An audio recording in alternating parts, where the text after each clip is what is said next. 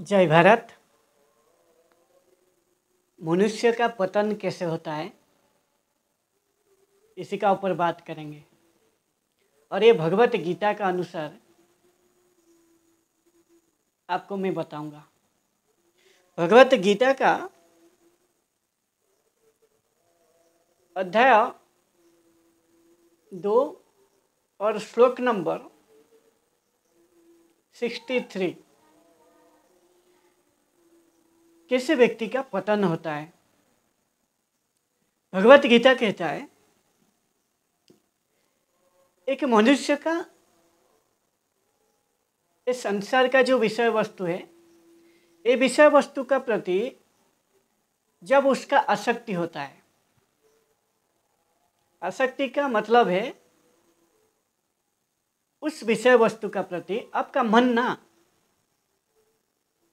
पूरा लग जाना, मन का लगाव को आसक्ति कहा जाता है। और जो विषय वस्तु है उस विषय वस्तु का प्रति आपका जब मन में लगाव हो जाता है, आसक्ति होता है, यह आसक्ति आपका जो इंद्रिय है, इंद्रिय के जरिए आपका मन से आसक्ति पैदा होता है।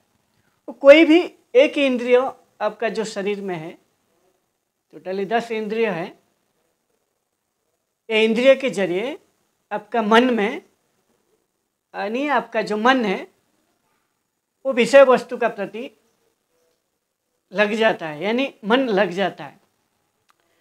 जब आपका विषय का प्रति आपका मन लग जाता है, वो आसक्ति पैदा करता है। और आसक्ति से जब आपका मन उस विषय वस्तु का बारे में ज़्यादा सोच रहा है, चिंता कर रहा है, ज़्यादा उसी का बारे में आपका मन लगता है, जब उसमें बाधा आता है, जब आसक्ति से बाधा आता है, फिर व्यक्ति को क्रोध आता है। और व्यक्ति को क्रोध आने से, गुस्सा आने से जो विषय वस्तु का बारे में उसका आसक्ति था और ज़्यादा उसका जो मोह है बढ़ जाता है। यानी वो मेरा और ज़्यादा करेगा, इसलिए उसका जो मोह और ज़्यादा बढ़ जाता है। और ज़्यादा जब मोह बढ़ जाता है, फिर उसका जो बुद्धि है यानी जो स्मृति है, जो भी विषय वस्तु का बारे में पहले से कोई उसका ज्ञान होगा, बुद्धि होगा, जो स्मृति में रखा है, वो स्मृति नाश हो जाता है। स्मृति भ्रमित हो जाता है, यानी उसका बुद्धि का नाश हो जाता है। जब उसका बुद्धि का नाश हो जाता है, वो व्यक्ति नीचे गिर जाता है और नीचे गिर जाता है, क्योंकि जो आसक्ति था उसी आसक्ति को बचाने के लिए उसका जो मोह है, वो मोह के कारण उसको बचाने के लिए वो कोशिश करेगा। इसलिए वो जो स्मृति है, जो पहले से जो भी अनुभव लिया होगा, वो अनुभव वो नष्ट हो जाता है, वो स्मृति उसका नष्ट हो जाता है। फिर वो नीचे गिर जाता है, उसका बुद्धि उस टाइम में काम नहीं करता है, और फिर वो व्यक्ति पूरा नीचे गिर जाता है और उसका पतन होता है। जो लेवल में रहा होगा उस लेवल से भी और नीचे गिर जाता है, इसीलिए व्यक्ति का पतन होता है। और मुख्य कारण है इसमें, जो व्यक्ति क्रोध आके नीचे गिर जाता है, पतन होता है व्यक्ति का, उसका जो मन है, उसका मन उसका नियंत्रण में नहीं है। ना वो व्यक्ति खुद को जानता है, और जो व्यक्ति खुद को जानता है जो व्यक्ति खुद को जीत लिया, यानी उसका मन उसका नियंत्रण में है। और ये जो संसार का विषय वस्तु है ये विषय वस्तु को देख के उसका जो सत्य क्या है उसको सीखने के लिए कोशिश करेगा, समझेगा। कोई भी परिस्थिति आ जाए उसका सामने उसको समझेगा, फंसेगा नहीं, उसको बारीकी से उस परिस्थिति को समझ के पूरा नीति में काम करेगा। नीति में यानी उचित समय पर उचित जगह में उचित काम करने की ये जो कला है एक व्यक्ति का भीतर, इसी को नीति कहा जाता है। इसीलिए परिस्थिति को देख के वो फंसेगा नहीं, क्योंकि वो व्यक्ति खुद को जीता है। जो व्यक्ति खुद को जीत लेता है ना, वही व्यक्ति ये जो संसार का विषय वस्तु को जीतना बहुत ही आसान हो जाता है। इसीलिए जो संसार का विषय वस्तु का प्रति उसका मन में आसक्ति नहीं रहता है, क्योंकि वो बारीकी से समझ पाता है इस संसार में जो भी विषय वस्तु है वो हमेशा के लिए चिरस्थायी नहीं है, वो हमेशा के लिए सत्य नहीं है। वो जो दिखाई देता है वो कुछ समय के लिए आपको सत्य जैसा लगता है, लेकिन वो हमेशा के लिए ऐसा रहने वाला नहीं है। जैसे हमारा शरीर में ना जन्म से लेकर मृत्यु तक हमारा कितना बदलाव होता है। जब जन्म का टाइम में एक शरीर मिलता है, उसका बाद और एक शरीर, उसका आगे और एक शरीर, उसका बाद हम और बड़ा होते हैं, शादी करते हैं, फिर एक दिन बूढ़ा होके हम मर जाते हैं। इसलिए हमारा शरीर में परिवर्तन होता है, हमको भी पता नहीं लगता है। हम इतना इस संसार का विषय वस्तु का प्रति फंस जाते हैं, खुद को भी बारीकी से नहीं जान पाते हैं। ये जो मन है ना, इतना आपको लगाव करा देता है इस संसार का विषय वस्तु का साथ, इतना आसक्ति पैदा कर देता है। इसीलिए जो व्यक्ति ना खुद को जीत लेता है, वही व्यक्ति ना इस संसार को भी जीत लेता है। इसलिए उसका जो संसार का विषय वस्तु का प्रति आसक्ति नहीं होता है, वो बारीकी से समझ पाता है कि जो भी विषय वस्तु है उसका सत्यता वो बारीकी से जान लेता है। इसीलिए उसका मन ना ये जो विषय वस्तु का प्रति लगता नहीं है, उसका लगाव नहीं होता है, आसक्ति नहीं होता है।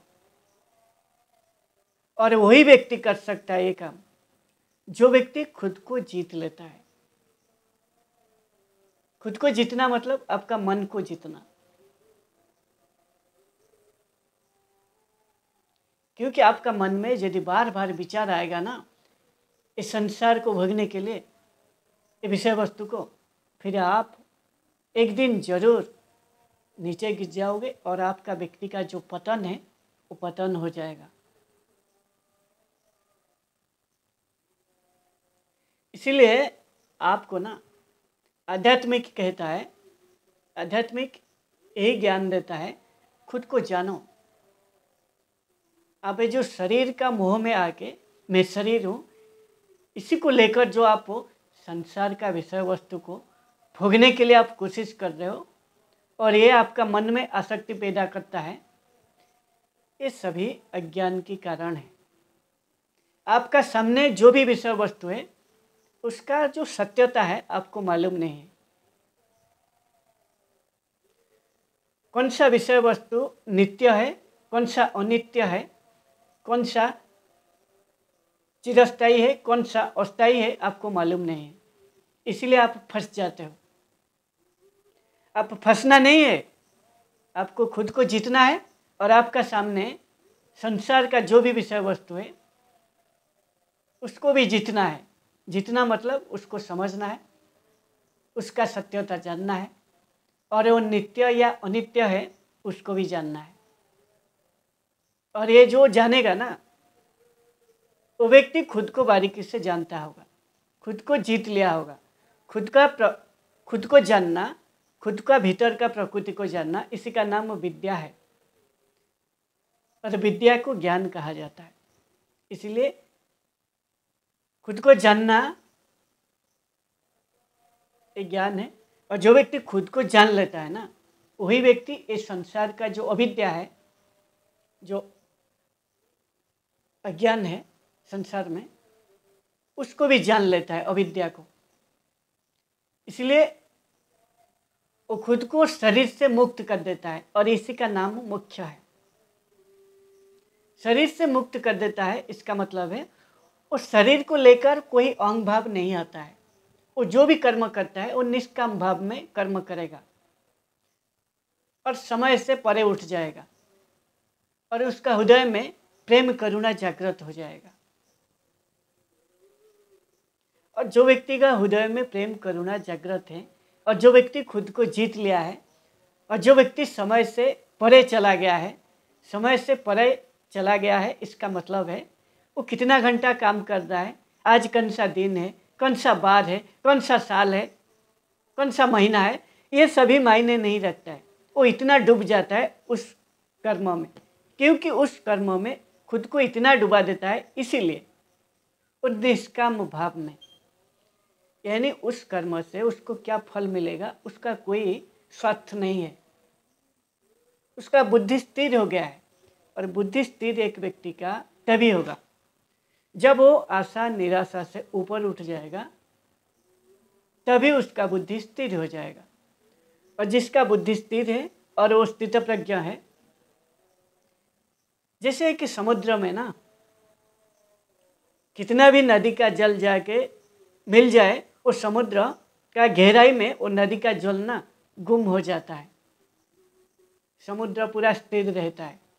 ठीक इसी तरह जो स्थित प्रज्ञा है, जो जिसका बुद्धि स्थिर है, वो सुख दुख हानि लाभ हार जीत सर्दी गर्मी इस सभी को एक समान देखता है। उसका बुद्धि पूरा स्थिर हो जाता है और समभाव, उसका भीतर का जो भाव है, स्वभाव है, वो सम हो जाता है, स्थिर हो जाता है। इसीलिए वो सुख दुख से ऊपर उठ जाता है।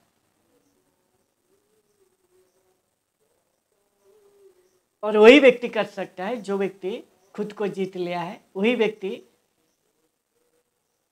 हर एक परिस्थिति में फंसेगा नहीं, हर एक परिस्थिति को समझेगा और परिस्थिति को समझ के नीति में काम करके परिस्थिति को जीत लेगा। और वो व्यक्ति का कभी भी गुस्सा नहीं आएगा, क्रोध नहीं होगा और वो व्यक्ति का कभी पतन नहीं होगा। वो व्यक्ति का जो व्यक्तित्व है कभी पतन नहीं होगा। दिन प्रतिदिन उसका जो व्यक्तित्व है और एक ऊंचाई को छुएगा, ऊंचाई तक लेके जाएगा, क्योंकि हर दिन खुद को एक चुनौती प्रदान करेगा और चुनौती का साथ लड़के कैसे उसको जीता जाता है उसको बारीकी से मालूम हो जाएगा। इसीलिए हर दिन वो सीखेगा, जीवन भर सीखता रहेगा, ज्ञान को ग्रहण करेगा। और वही व्यक्ति ना दूसरे का गलती से भी सीख लेगा। और जो व्यक्ति दूसरे का गलती से सीख लेता है वो ज्ञानी है और वो बहुत ही चालाक है, बहुत ही चतुर है।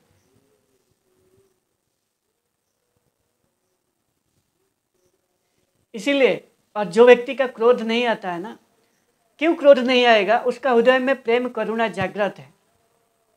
इसका मतलब है जो भी समय में जो भी जगह में होगा ना, उसका सामने जैसा भी परिस्थिति आ जाए, वो परिस्थिति कोई काम में जुड़ा होगा, कोई समय का साथ जुड़ा होगा, और जहाँ पे भी होगा वो परिस्थिति का साथ उसका प्रेम हो जाएगा, यानी उस काम में उस कार्य का प्रति उसका प्रेम हो जाएगा। इसीलिए उसका आंख में क्रोध दिखाई नहीं देगा। जो भी कोई बोलेगा उसका ऊपर उस शब्द का जो जादू है वो हावी नहीं होगा। उसको कोई प्रशंसा करे या निंदा करे, ये जो शब्द का जादूगर है, ये जो शब्द का मायाजाल है, इस शब्द का मायाजाल से वो ऊपर उठ जाता है। इसीलिए उसका क्रोध नहीं होगा, क्योंकि वो शरीर से नहीं जीता है, शरीर से खुद को मुक्त कर चुका है और इसी का नाम मुख्य है। ये उपनिषद का ज्ञान है। और वो व्यक्ति आत्मा में जिएगा, ब्रह्म में जिएगा, सत्य में जिएगा, ज्ञान में जिएगा। इसीलिए जब व्यक्ति आत्मा में जीता है यानी सत्य में जीता है, उसका भीतर साहस, एक अलग लेवल का ऊर्जा आता है और खुद का ऊपर भरोसा होता है, खुद का ज्ञान का ऊपर उसका इतना भरोसा आता है, वो कोई भी परिस्थिति का साथ वो फंसता नहीं है। परिस्थिति को समझ के उस परिस्थिति का प्रति प्रेम होता है, और प्रेम जब आता है ना, वो कोई भी काम को ये प्रेम के जरिए वो परास्त कर देता है। इसीलिए वो व्यक्ति को कभी ना पतन नहीं होता है और कभी उसका क्रोध नहीं आता है, क्योंकि उसका आँख में ना कभी भी क्रोध दिखाई नहीं देगा, क्योंकि वो बारीकी से समझ चुका है, उसका मन उसका नियंत्रण में है। कोई मन में उसका जो मन है, उसके मन में कोई विचार, खराब विचार आ नहीं सकता। वो जब चाहेगा ये जो विषय वस्तु का बारे में, तब वो खुद विचार लाएगा, वो साक्षी हो जाता है। साक्षी का मतलब है जब कोई भी परिस्थिति का साथ वो मुलाकात करता है, उसका बुद्धि और ज्ञान को नहीं लगाता है, ये सही है या गलत है, वो साक्षी हो जाता है। साक्षी इसीलिए हो जाता है क्योंकि उसका प्रेम, उसका हृदय में प्रेम और करुणा है, और उसका आँख में वही प्रेम और करुणा पूरा दिखाई देता है। इसीलिए वो साक्षी हो जाता है, और ये पूरा संसार को खुद को जैसे समझ रहा है, मैं एक जीव हूँ, इस संसार का हर एक जीव को खुद का जैसा समझता है।